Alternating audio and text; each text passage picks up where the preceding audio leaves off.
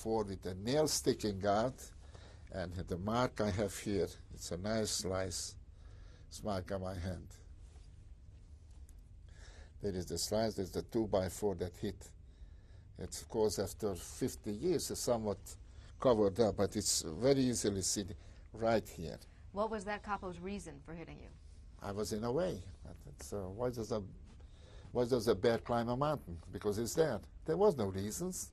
The Germans do whatever they want. And the fans, the capos, are their cronies.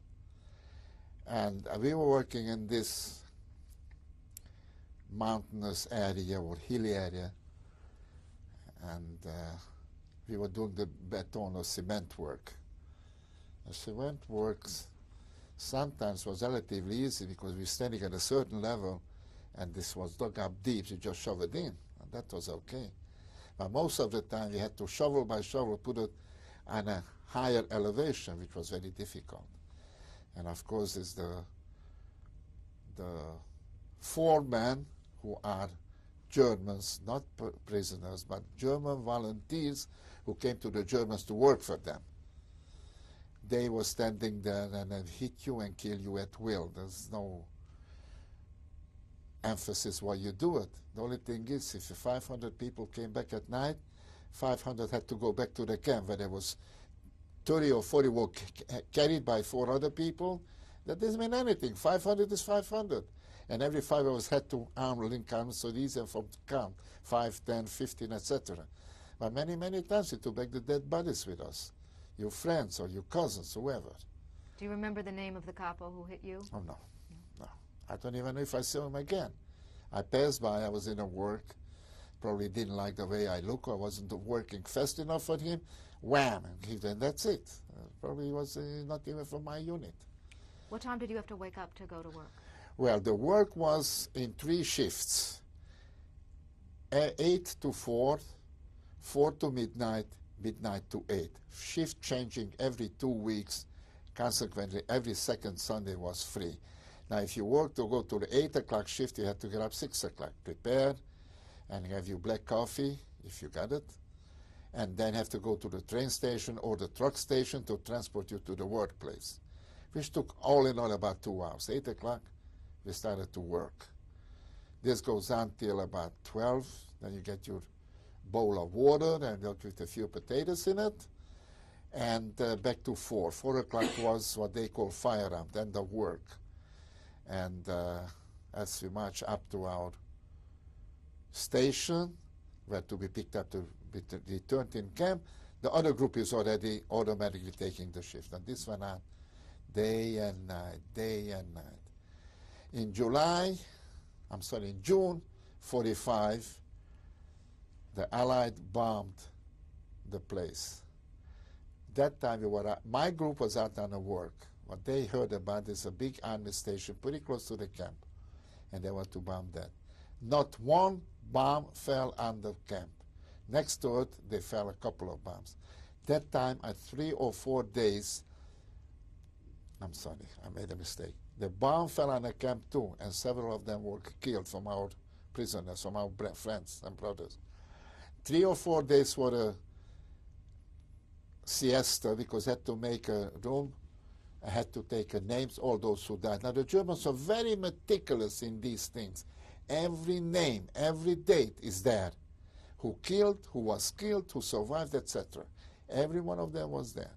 So for 3 or 4 days, we didn't go out to work. And after that was taken, back to work. Now, very interesting happened. In the meantime, a Russian guy tried to run away from the camp. After 2 days, he was caught, brought back to camp, and he was sentenced to be hung.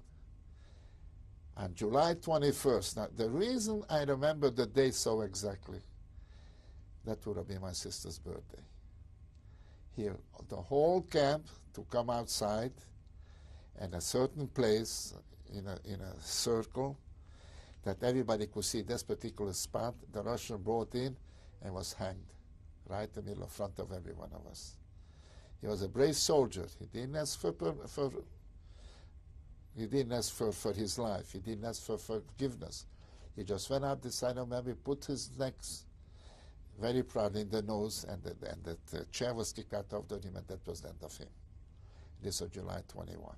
In the meantime, we went back to work, and regular systematic work, the shifts stayed. Now, this brings us to September. Rosh Hashanah at that time was Monday and Tuesday. Sunday, we had a free day. Were you able to celebrate Jewish holidays within No, the camp? we didn't spend any holidays of any kind. But on your day off, you're free within reason. From that, this is significant, from Sunday afternoon, from Saturday afternoon, afternoon shift, I became a night shift. So Sunday I was off, and I didn't go out to work till Monday night.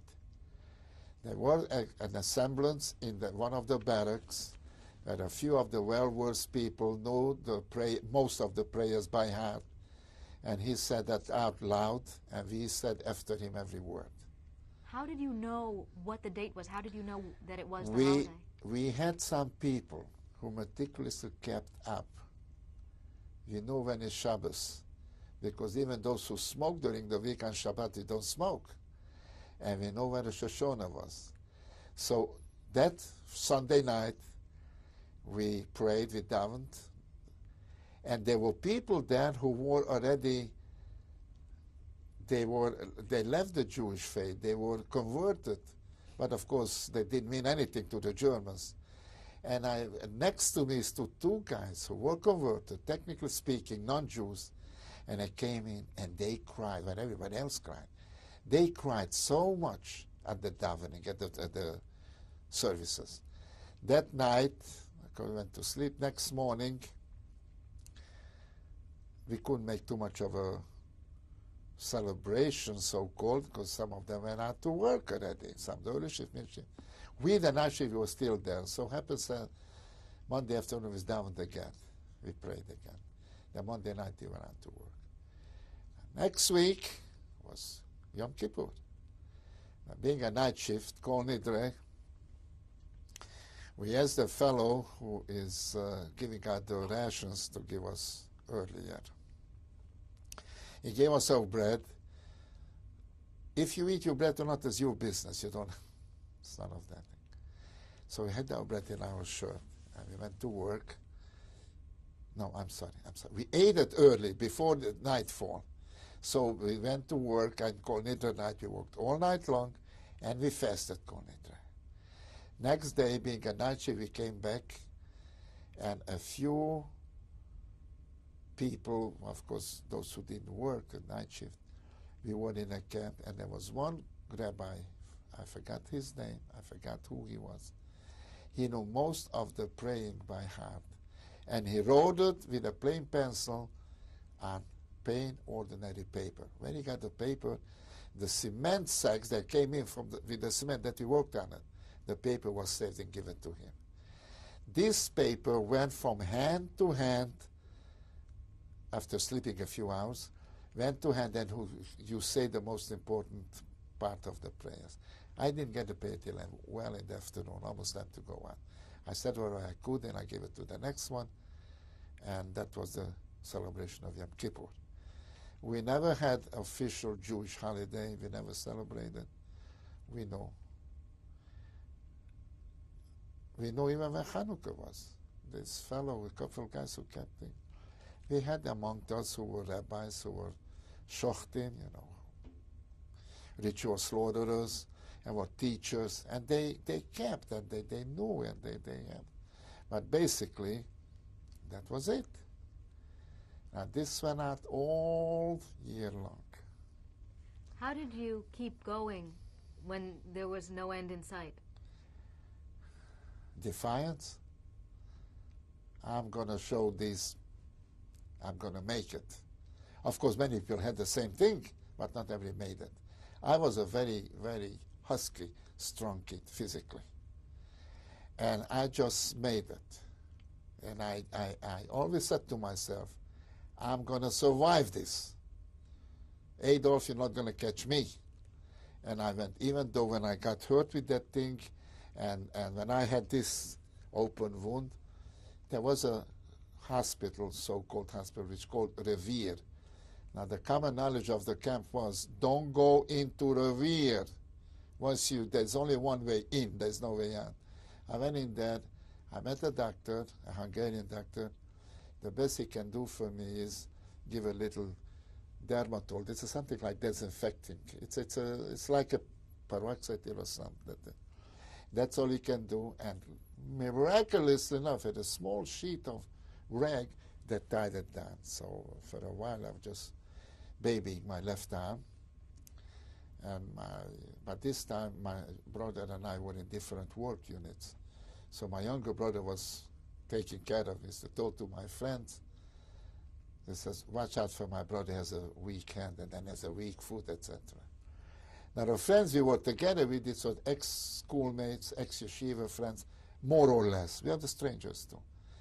And that's how we survived. It's a miracle from Almighty God. I can tell you this, the day my transport, the third transport from Nagyvárad left for Auschwitz, there were 3,000 or 3,200 people. 7 of us came back. We traced it down. 7 of us came back, 5 boys and 2 girls. 7. That's all we came back from that particular transport.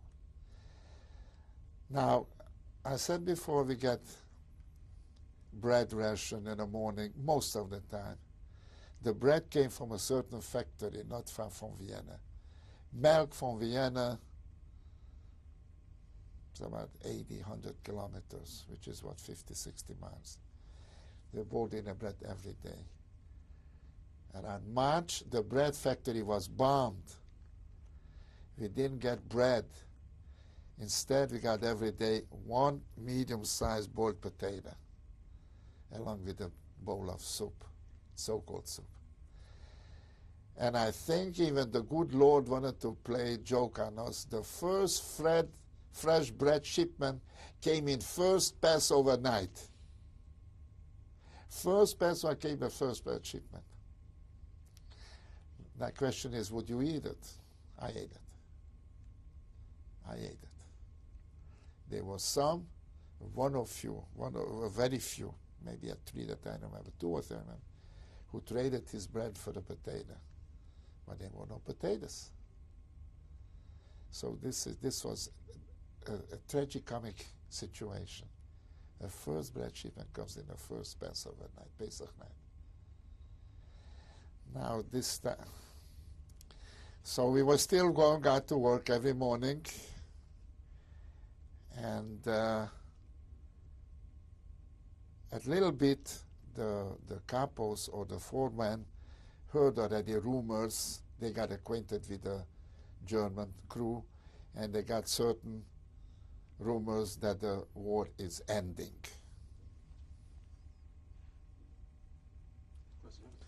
Yeah, well, you stop